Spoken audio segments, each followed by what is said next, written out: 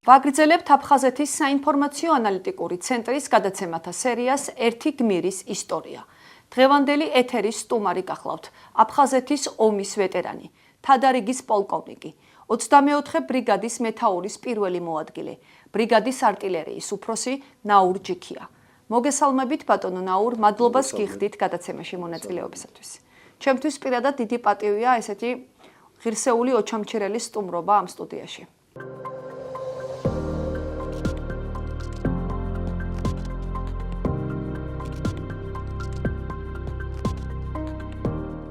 ომამდე ვინ იყო ნაურ ჯიქია? როგორი იყო თქვენი ახალგაზრდობა და როგორ გახსენდებათ ის წლები? მადლობთ მოწვევისთვის. როგორ მახსენდება ჩემი ახალგაზრდობა? ცოტა შეზღუდული ახალგაზრდობა, ის რომ თავისუფლების. მე 18 წლის ვიყავი, როცა ჯარში გამიწვიეს. ერთი წელიწადი ვიმსახურე ჯარში. მე ჩავერიცხე თბილისის უმაღლესის არტილერიის სასწავლებელში. 69-ში. იქ დავამთავრე პირველი კურსი დავამთავრე და მაშინ გაიხსნა კიდევ დამატებით საარტილერიო სასწავლებელი ქალაქ ხმელნიცკის უკრაინაში. და მე მოვხდი იმ ორ ჯგუფში, სადაც გადამიყვანეს და მოვხდი მე გადამიყვანეს ხმელნიცკის. ვსწავლობდი ხმელნიცკში. დამთავრების მერე, რომ დავამთავრე სასწავლებელი, მოვხდი 73-ში მოვხდი ლენინაკანში. ლენინაკანი იყო ეს გამაგრებული რაიონი, უკრეპ რაიონი. მაგრამ ეს დისლოცირებული კი არ იყო ერთ ადგილას, იყო 20-30 კილომეტრზე გაშლილი იყო. და ვიყავი 20 მეთაური. 20 მეთაური, ცალკეული 20-ულის მეთაური. ახლა თვითონ ვარ 23 წლის და მყავს 35-40 ჯარისკაცი. დამიგეხა თვითონ ვარ ახალგაზრდა. მარტო ვარ მე მეთაური, აი სხვები არ არის მარტო. და ამ 40 კაციდან წარმოიდგინეთ, არის 10 ეროვნების, ყველა 18-20 წლის ბიჭები არის 4 კონფესიის, ქრისტიანები, კათოლიკები, ებრაელიც იყო და მუსლიმანები. და მე ვარ მათი მეთაური. გადავიდე, მე მათი მამაც ვარ, დედაც ვარ, ბებიაც ვარ და ბაბუა ვარ, იცი? და მე მიწევს იცით, იმიტომ მე მქონდა შეზღუდული, რატო იმიტომ თავისუფლი შეზღუდული, იმიტომ სულ ამათთან ვიყავი, ამ ჯარისკაცებთან ვიყავი. აი ეს ცხოვრება გავატარე, იცი? და დილიდან რო ადგება ჯარისკაცი, მე იქ ვარ. დავაწვენ ჯარისკაცს, მე იქ ვარ. ეს 24 საათის განმავლობაში და აი ესე გავატარე ჩემი მთელი ახალგაზრდობა. სულ ჯარისკაცებთან, სულ ადამიანთან. მე უკვე გავხდი პედაგოგიც და ფსიქოლოგიც. ამ გზის გაგრძელებას გეგმავთ? ახლა მე ამ არ მინდა ახლა ნიუანსებში, მაგრამ თუ მე გავხდი სამხედრო, მე უძლებული ვიყავი უკვე ჩემი ნამოსით, სინდისით, ხო მე სხვანაირად ვერ მოვიწევ. ეს გზა უნდა გამეგრძელებინა. და რა იყო ბატონო ნაურის გარდამტეხი მომენტი, რომელი იყო, რომელმაც გაიძულათ იარაღის ხელში აღება ამ გზის გაგრძელება და საკუთარი კუთხის დაცვა, ქალაქის დაცვა? ეს ეროვნული მოძრაობა რო დაიწყო, მეც ქართველი ვიყავი. დადგა ეს იყო 91 წლის. 91 წლის დაარსდა გვარდია. დაიწყო მოძრაობა. აქ მე წამომყვა რომათოდუა, მაიორი იყო. ეს იყო პირველი გამოფიტურსი. აქ წამოვიდა რეზო ხარდავა, წამოვიდა ისიც ქართველი იყო. ისიც წამოვიდა. ჯუნდერი ჯამაიღა უკვე პენსიურ ვაზლას იყო და მე არ გავჩერდები ახო. თქვენ მიდიხარ და მე როგორ გავჩერდებიო? და ყველა მივატოეთ კომისარიატი და ჯუნბერმა მეტა ჯუნბერი უკვე ხანცი შესული იყო და გაწევა ჩავატარე საქართველოს გვარდიაში და ჩვენ ყველა დაარსდა იქ მე-14 ბატალიონი, აი დასახელებული ყველა წამოვიდით და იყო კიდევ ერთი აზერბაიჯანელი ტოფიკი გუსეინოვი იყო, პრაპორშიკი, მაგრამ იყო დედით ქართველი იყო. და ისიც ჩვენთან და ჩვენ ვიყავით მე-14 ბატალიონში და ჩავერთვით ჩვენი საქართველოს ეროვნულ მოძრაობაში. აფხაზეთამდე ხომ მოხდა ეს დეკემბერის ყველაფერი მოვლენები. თქვენ ბატონო ნაურ როდის დაბრუნდით ისევ აფხაზეთში და რამ განაპირობა თქვენი დაბრუნება? ჯარი შემოვიდა, ტანკი წყავდა, BMP წყავდა, артиллерия წყავდა და ეს სულ დალეულები. ეს იყო საწყისი ომის დაწყებას. აი 14 აგვისტო იყო ომის დაწყება. აი მაშინ დაიწყეს ომის. მე ახლა მოგიყვებით თებერვლის თვეში მე მქონდა შეხვედრა ავტო იოსელიანთან. ნუ მარტო არ ვიყავი, მოვიდა კაცი და ასე ავტო იოსელიანს უხვა უნდა ოთხენთა შეხვედრა. და შეხვდით ავტო იოსელიანს. მარტო მე არ ვიყავი, ცოტა 7-8 კაცი ვიყავით. ნუ ბევრ რაღაცებზე ვილაპარაკე, ახლა ნიუანსები არ მინდა, მაგრამ თავარი მინდა თქვა. თავარი. ავტო იოსელიანი მეუბნა ორი შენთან ერთი თხოვნა მაქვს. რა თხოვნა მეუთხე ბატონო ავტო და რადო ცით აფხაზები ქმნიანო გვარდიასო და ცუდი არ იქნებოდაო ერთი 300 კაცი ქართველებიც შეგვეყვანა მაგვარდია. მე ვთქვი ბატონო ავტო მე ვთქვი როგორ აფხაზები ქმნიან მე ვთქვი არაკანონიერ ფარმირებას და როგორ მე ვთქვი რა უნდა შენ დავთანხმე და მე ვთქვი არ შეუძლებელია მე ვთქვი არაკანონიერ ფარმირებას ჩვენ არ შევად. და მე იძულებული ვიყავი, ფეხი უნდა იცით და ინფექცია შემეჭრა, ფეხი უნდა მოეჭრა და იძულებული გავხდი მე მოსკოვში და 2-3 თვე მოსკოვში ვიდექი. მაგრამ მე ხა კავშირი მქონდა, ეს ჩვენთან იწვა კიდევ ჯანიერ ღვინჯილი აცხონოსმა ღმერთმა, ისიც დაჭრილი იყო და იგივე სამყოფოში მოხვდით და მაშინ გავიგე უკვე რომ უკვე მიდიოდა აფხაზეთში სუბზადება. ბატონო ნაურო, როგორ მოხვდით 24 ბრიგადაში? გაგრძელდა ეს გზა? ახლა 24 ბრიგადა როგორ მოხვდით? ომო დაიწყო. ახლა მე იცით ის გამომრჩა.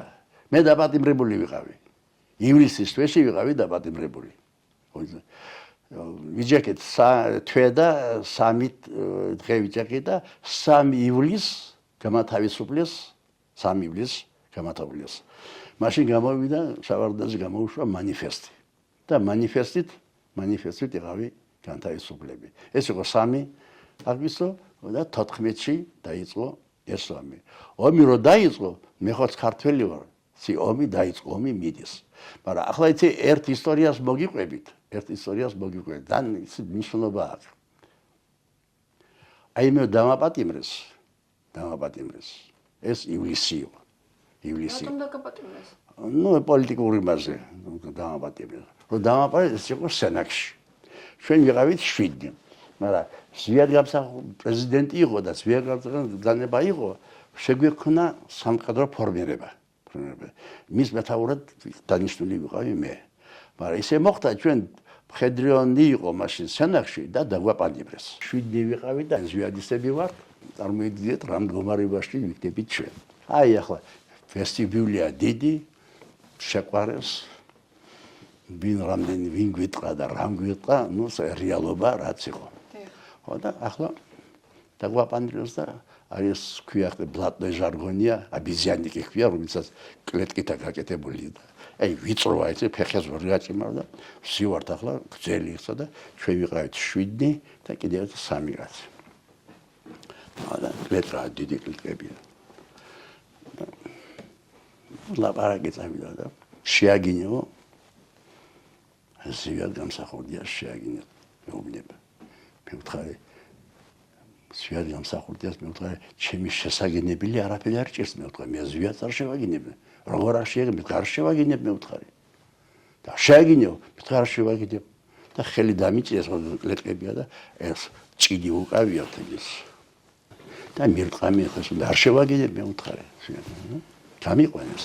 გვაინას იყვნენ 6. წარმოიდგინე 6 წამაქციეს მირტყამენ და მირტყამენ. ისე მირტყამენ. 6 კაცი როგორი არ წამაქცევენ. და ისეთ მდგომარეობაში იყავი, მე თითქმის არ ვძნობდი უკვე.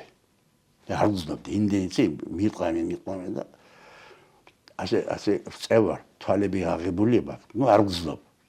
მოკვდა დედა ერთმა მაინც არ დაუჯერა და მოიქნია ხელი ასე გაღებული მაქვს თვალი ასე არ ვძნობ გაღებული მაქვს თვალი და მოიქნია ხელი და ასე გააჩერა. მართლა მოკვდა შევაგინ მართლა მოკვდა შემათრიეს ეს კინკი არ დამიძრია. ცერა შეასაქმეა და ღირსების ამბავია. თუ შენი ღირსება გააჩნია, შენი ღირსება უნდა დაიცვა.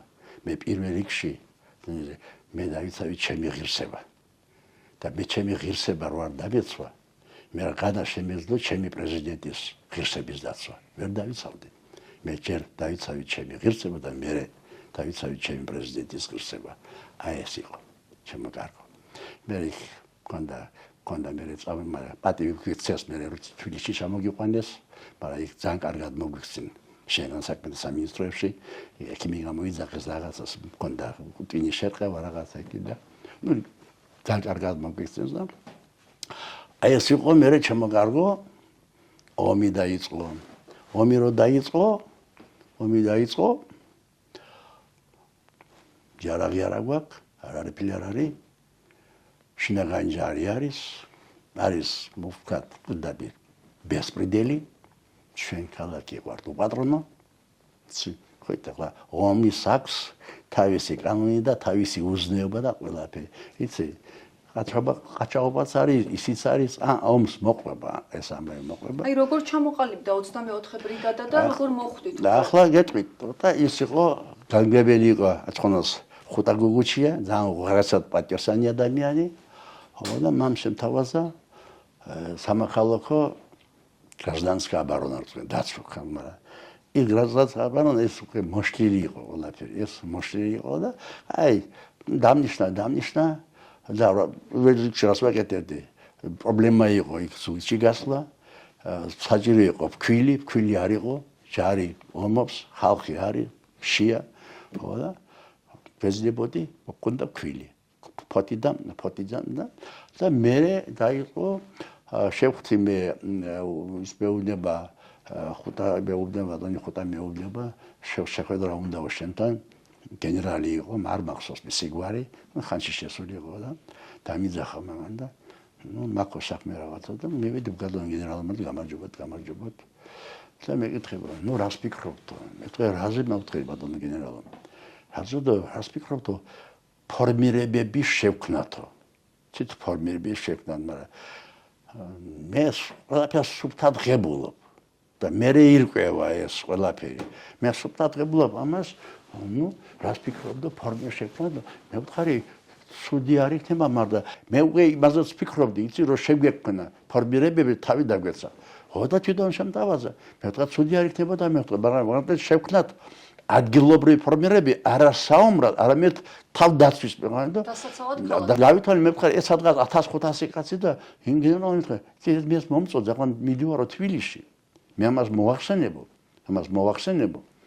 და გადავწყვიტო და ამას და წავიდა და მაშინ გავარდა აი ეს ხმარო გავარდა რომ ვიწყეთ ფორმირებას სადღაც 1500 კაცი ჩაეწერა აი ჩამჭირლები 1500 კაცი ჩაიწერა და ეს იყო ოქტომბრის თვე და საწყისი ოქტომბრის თვეში დავიწყეთ ერთი ბატალიონი უკვე იყო ბუთხუსთაღაძის ბატალიონი რომელიც შედიოდა 23 ბრიგადის შემადგენლობა შედიოდა ჩვენ დავიწყეთ რეზერვისტთა ბატალიონის შექმნა ეს იყო ოქტომბრის თვე ბრძანება დაიწყება 1 ნოემბერს მაგრამ კიდევ ერთი ქვედანაყოფი იყო დაფუძნებული 21 ბრიგადა იდგა მერკულაში და რეზო ხობალია იყო მეურნეობის დირექტორი. ამაგან შექმნა ასეული მაგრამ 21 ბრიგადა გადიოდა და სადღაც 120 ავტომატი ჰქონდათ მაგენს და მაგენმა 60 ავტომატი დაუტოვეს რეზო ხობალიას, რომელსაც შექმნა ეს ასეული,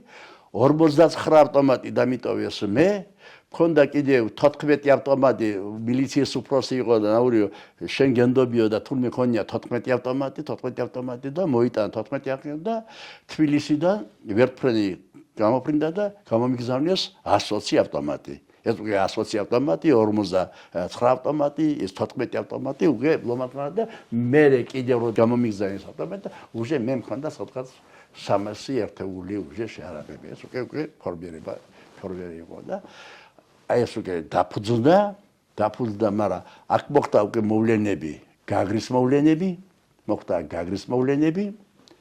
მოვლენები და ჩამოდის მხედრიონი ჩამჭირეში. და მე ვარ აგერ ჩამჭირეში, მე მყავს უკვე ბატალიონი 300 ერთეული და მე ვარ იმ დაპატიმრებული და ეს გავლილი ეს რაც გავიგე. ახლა წარმოიდგინეთ, ახლა მიდის ომი.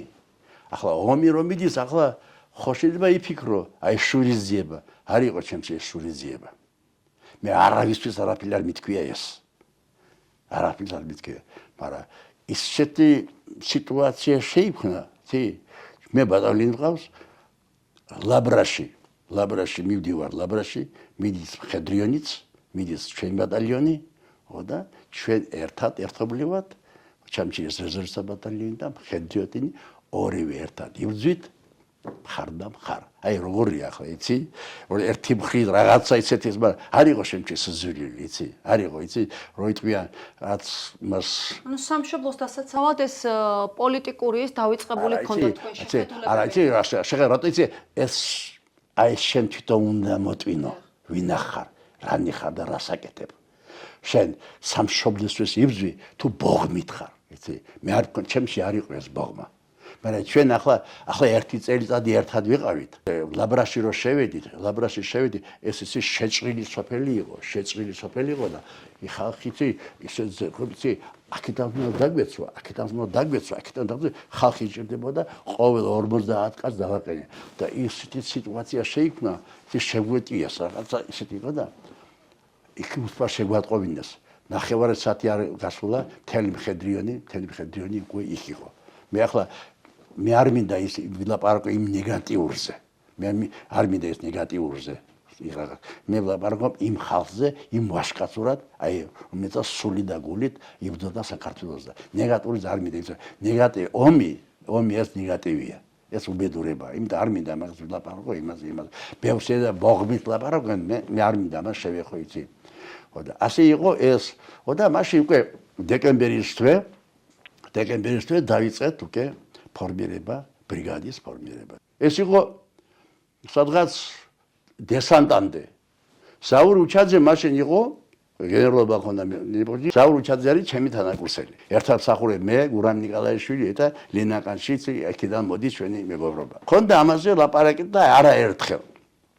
ეს სადღაც მაისის თვეა, ვივართ კაბინეტში, თავშალი რუკა და ერთი კაცი გვესწრება კიდევ გიაბულისკერია იცნობ გიას.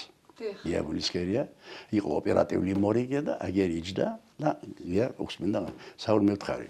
დავგეგმოთ მევთხარი ოპერაცია. მე მქონდა იცი შენი სოფელი რო არის. ოხურე. იქ ხო იცი ერთი მხარეს დინარე გადის, ერთი არის ოხურე, მე ის არის ბესლახობა, მე არის ის ფოკვეში. და ხო артиллерия მყავდა. артиллерияში იყო 85-იანები. 18 ცალი და 2 ბატარეა დეტრიცი და 1 გრადი. და ამ ტიაგაჩები იყო MTLB-ები, რომელსაც აქ სადესანტო განყოფილება სადღაც ეტევა 7-8 კაცი, შეიძლება თუ დაგჭირდეს 15 კაცი. და გეგმა მქონდა, აი როსტოს ნახტობი რო არის, როსტოს ნახტობი ხო? აქედან დავიდოდით ამ დინარეზე, დავარტყამდით ბესლახობას, დავარტყამდით მერყულას, დავარტყამდით ფოკვის და აქ იქნებოდა განადგურებული და გავიდოდით მოგვზე. მაგრამ ეს იქნებოდა ერთობლივი ოპერაცია იმასთან.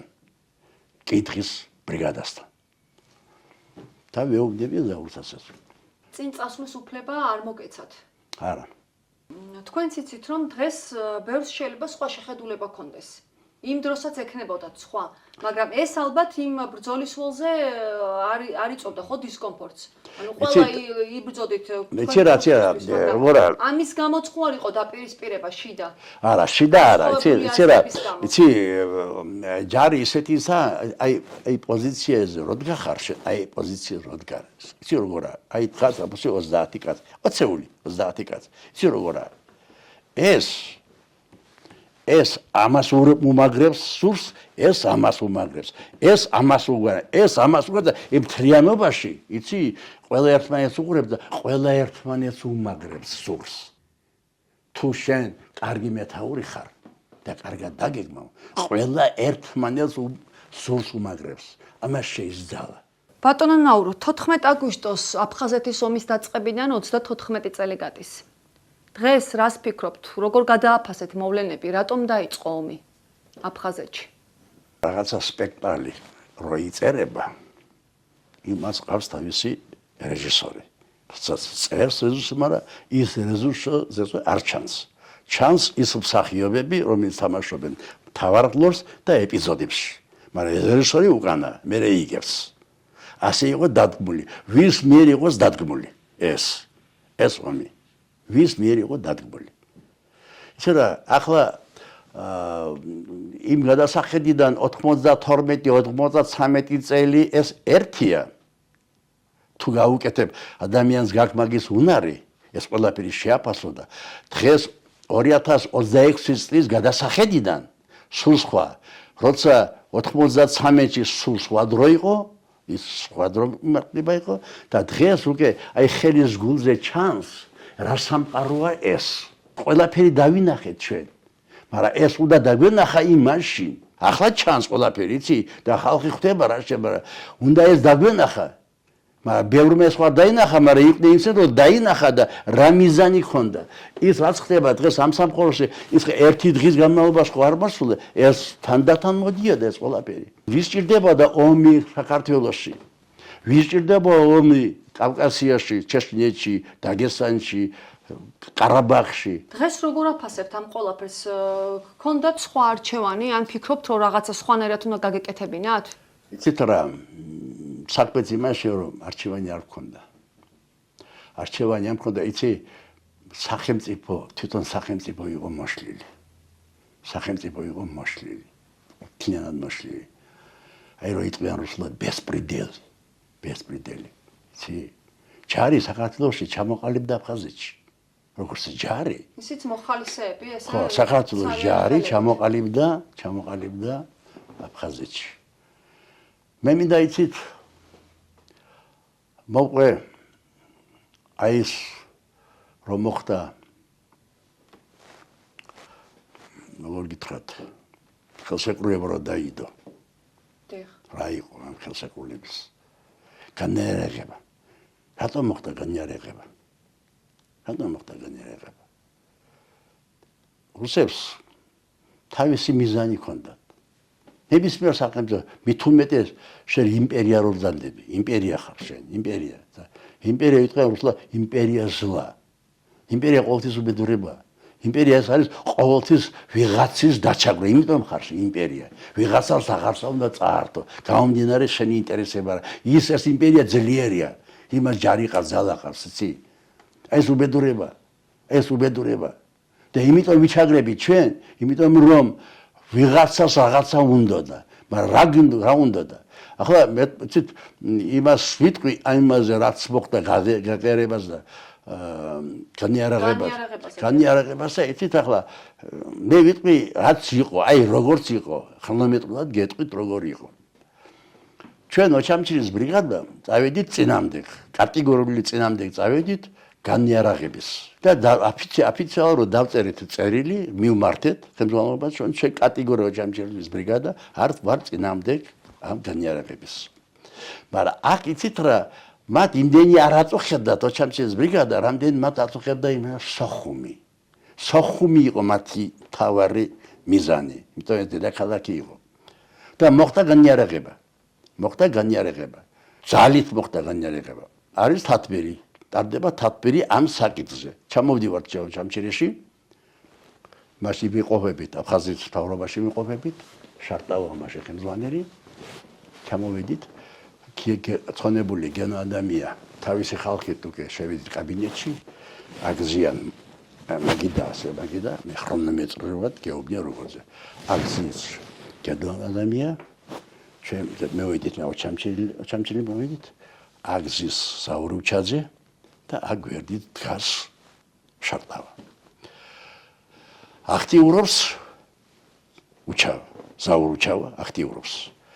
გენო არის კატეგორიულად წინამდეგი. მე კატეგორია წინამდეგი ვარო ტექნის განიარაღება. წინამდეგი ვარო და ასე უბრალოდ მე წინა. ნუ ახლა ოჩამჩირის საკითხი ჩვენ მოვარებული ვარ, წერილი დავწერეთ და არავინ არ გვეკითხება, იმიტომ მათ ეს არ ინტერესებს, აინტერესებს სოხუმი. თუ სოხუმი დაეცემა ფაქტობრივად ახლა მე აგიხსნით რა ფრონტი გვაქვს და იცი ავტომატიურად სოხუმის დაცემა ნიშნავს ოჩამჩირის და იმიტომ ჩვენ აი ამ ზოლზე ვიმყოფებით ზღვის სანაპიროზე ვიმყოფებით პოზიცია გვიყავი ასე იცი იმიტომ თუ დოხსოხუმი დაეცა, უკვე მოდის ისეთი ძლიერი ძალა თავისი ტანკებით, ტექნიკით, ყველაფერი, ზღვიდან, ყველაფერი და ყველა გვიტა და განადგურება, იცი. თავარი იყო სოხუმი. და იმიტომ იცით წინ გავიღე 26 ოქტომბერი იყო 92-ის დესანტი. ტამისის დესანტანტი იყო კიდევ ერთი დესანტი. მაგრამ იცი გაგვიმართა იტყოდა ისეთი წვიმა იყო იმ ღამეს, იმ წვიმა იყო და დესანტი ვერ მოადგა.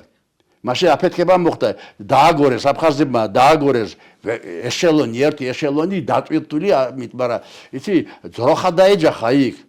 და ბოლომდე ვერ მივიდა ისეთი აფეთქება დაანგრევდა ყველაფერს, იცი? ეს საუბარი როგორ გაგრძელდა ბატონო ნაური? რომელი? განიარაღებული. ახლა, და ეს მომენტია და გენო ადამიანის კატეგორია წინამდებდა ასეთ მიდის ლაპარაკი და ამ დროს გაიღო კარი, შემოდის ჯაბა, თავისი ამალით, გამარჯობა გვითხრა, და უყურეთ, დააკირდით სიტყვებს. ჯაბა გვეუბნება, მაგის განკარგულება არისო, ჯარი უნდა გავიყვანოთო. ახლა ხვდებით, ვისი განკარგულება. მაშინ აქ უკვე ცოტა საქმე სხვანაირად წავიდა. მე კატეგორია წინამდე ვარ და იცით, იარაღამდე კი მივიდა, გაწევ გამოწევა წამოვიდა. აი მეგევა, აი ღმერთი წელს გეუბნებით სიმართლეს როგორც იყო. და გაწევ გამოწევა წამოვიდა. ანუ გენო ადამია იყო წინააღმდეგ. გენო ადამია, ახლა ჩვენ ვეთანხმებით გენოს, იცი, იმის ხოდა ჩვენზე არა, ჩვენ წერილი გვაქვს და ჩვენ არ მივდივარ. მე წინამდე კატეგორია წინამდე ვარ და მე წინამდე ვარ და ადგა გენო და წავიდა და მაგზე ბიჭები წავიდნენ. და გავიდნენ, გენო წავიდა. აი მაშინ და დავჭით ჩვენ. რა ვქნათ და გვითხრეს ახლა მეუბნება, ისაო, ახლა უნდა გავფრინდეთო. სად უნდა გავფრინდეთ? სოჩში გავფრინდეთ. და ვინ წავა და ბუთხუზი თქვა, მე არ წავალო, იმან არ წავალო და ვიღაცა უნდა წევიდესო. და ჩასმული ვარ, იცით, რაღაცა ფორმაში კი ვარ, მაგაცე და ვიღაცას უნდა წახვიდეო, ბუთხუზი მე შენ უნდა წახვიდეო. და ეს იყო იმ დღეს, იქ სოროკი იდგა უკვე, ნაპარაკრო იტყვიან და ჩავსვედით, ეს პურტკა ჩავიცეთ და გავფრინდით სოჩში და დაიწყო ეს მოლაპარაკები.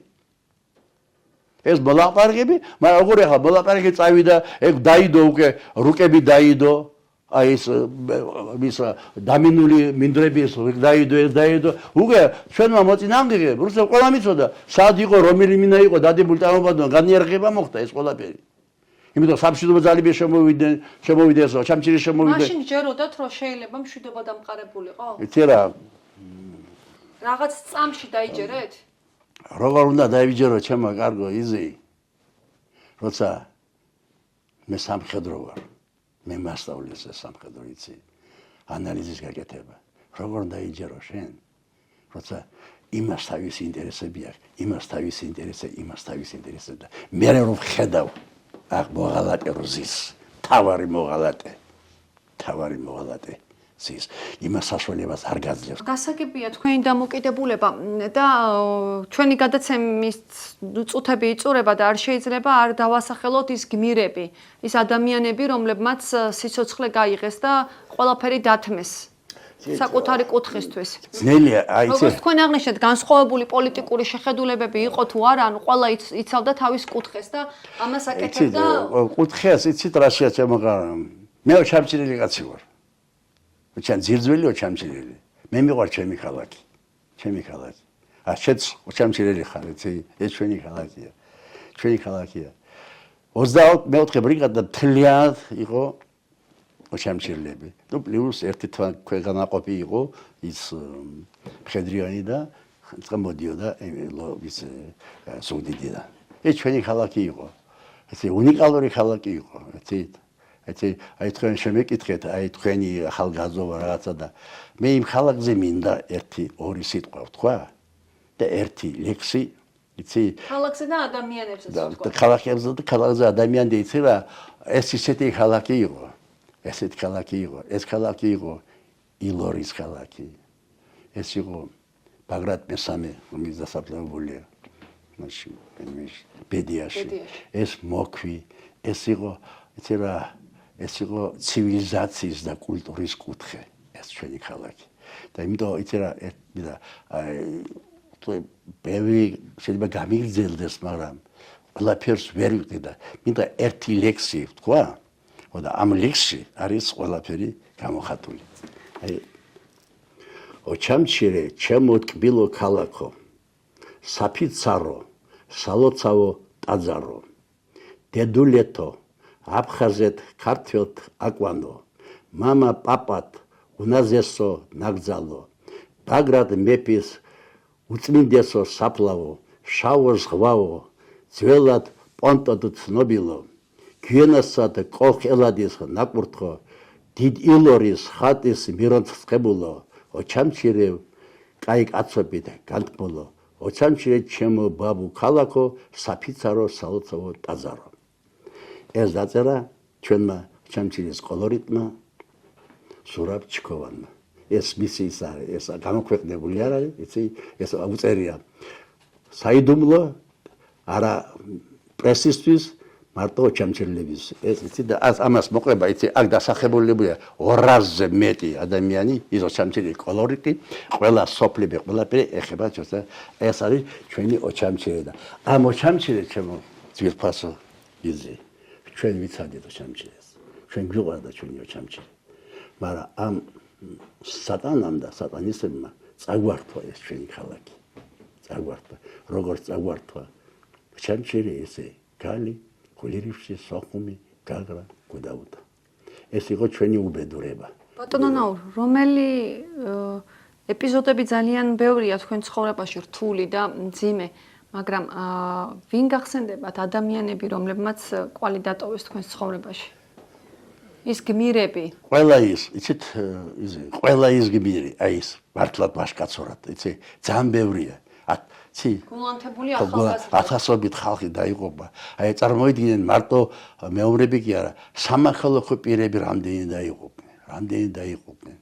ის ხო ყველა ჩვენი ხალხი ხო აფხაზეთელები იყვნენ. წლებთან ერთად რას უკავშირებთ ამ ყველაფერს?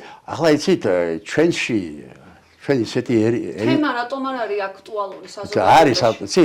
არის აქტუალური, იცი რა, ჩვენ ერთ-ერთი უძველესი სახელმწიფო ვართ. დიდი კულტურის სახელმწიფო ვართ, იცი, დიდი კულტურის. ჩვენ ხო შევინარჩუნეთ საქართველოს.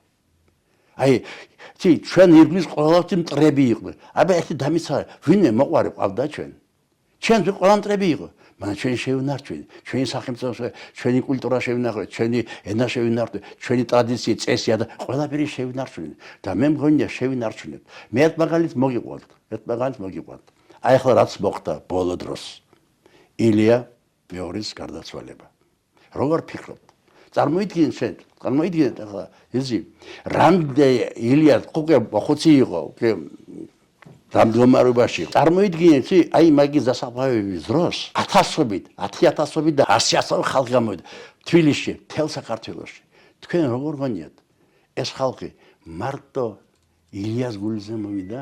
ეს ხალხი იცი? ეს 100,000 ღმერთთან მოვიდა.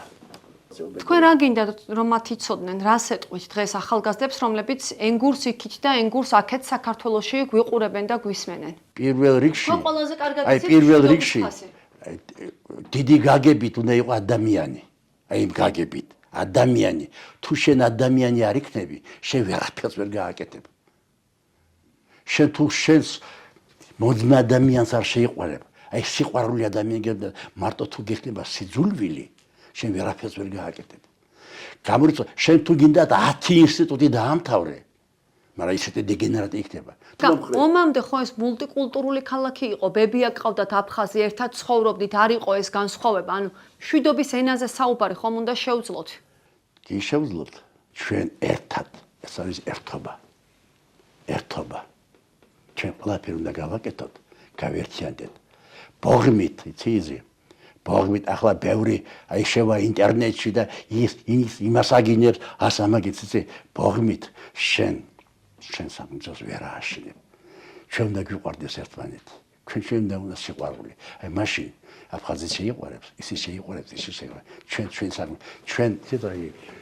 ჩვენ ვართ ბაბა ქვეყანას. ჩვენ ვართ საქართველო. ყველა ეს არის ჩვენი შვილები. და ჩვენ ვალდებული ხარ ამ შვილსაც ამას უნდა მიხედა. ვის უნდა ორი აუწიო, ვის უნდა მადლობა უთხრა, მაგრამ ეს სახელმწიფო სხვანაირად არ გამოვა. და მე უსრულებდი ჩაფრთხილებას, კარგად ყოფნას და ღმერთი გფარავდეს.